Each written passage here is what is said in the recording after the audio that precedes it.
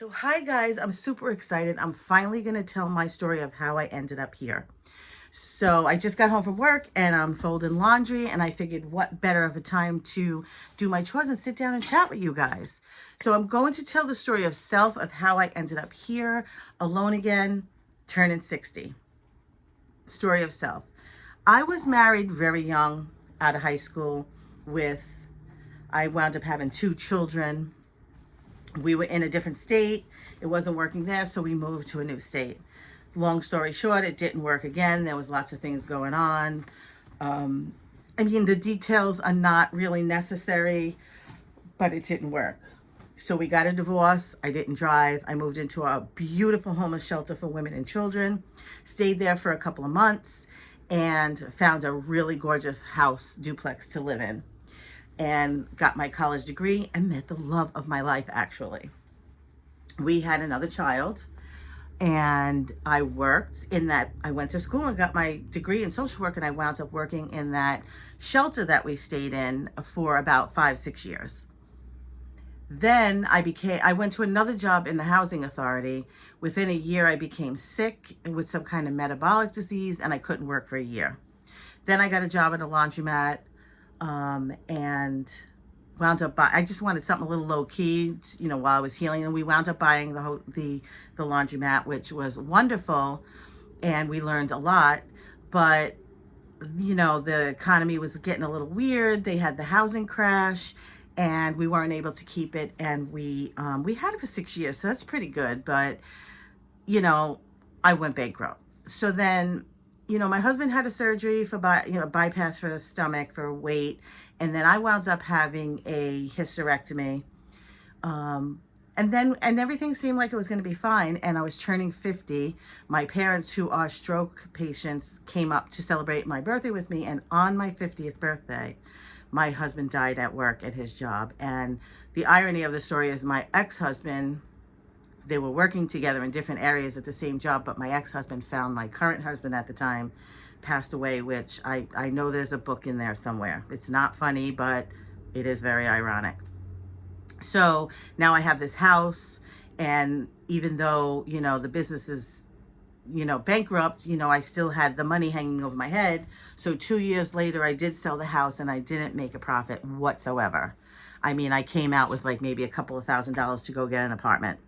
Moved in with a friend, then COVID, but I met a guy in like 2 years later. I met this guy, and COVID happened, and he was like, well, why don't you stay at my house, because we're not going to be able to see each other. So I temporarily moved in, but then it wound up staying for about 6 years. But in the last 2 years of that relationship, while I was experimenting with things, learning new things, going back to work, so on and so forth, because, during that time it was a little weird, so I did some different jobs, like worked at UPS and, Walmart, and I went back to social work, and I work with people with disabilities now. I wound up having to leave because the last 2 years, a lot of things went on in his life.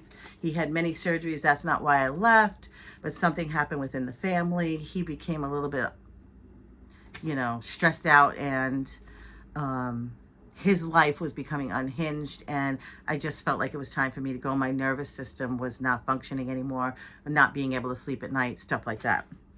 Moving forward, I move in here. I went to my daughter's house for a week, and then I moved into the current place that I'm in, which is connected to family in a way, but I do pay rent and bills and everything. It's just that we knew somebody, and they had an apartment, and my son does live in a different apartment within the building. So I'm alone all over again. Wasn't very happy, but decided that, this was a time for me. Let me see if I made sure I got everything. So yeah, my 50th birthday, new boyfriend, not working. You can't help things sometimes, and sometimes even in the person that you left, there's some regrets, but here I am.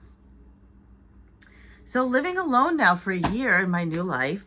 I left him when I was just turned 59. It's been a year this March, actually, and I learned so many things, and I'm actually, for the most part, enjoying it, except that I did get bad news that my daughter had cancer, and we've been dealing with that. And this is why I haven't been able to make like a long video. So here I am. So I'm still at the job with the people I support with developmental disabilities. My favorite kind of work, very rewarding, awesome. My rent is pretty much half of my income, even though I make decent money. I do have a car payment and, you know, electric bills. Everything's electric, so that's a little high, but you know, I love it. I get the sunrise in the morning, which I'm going to start sharing with you guys.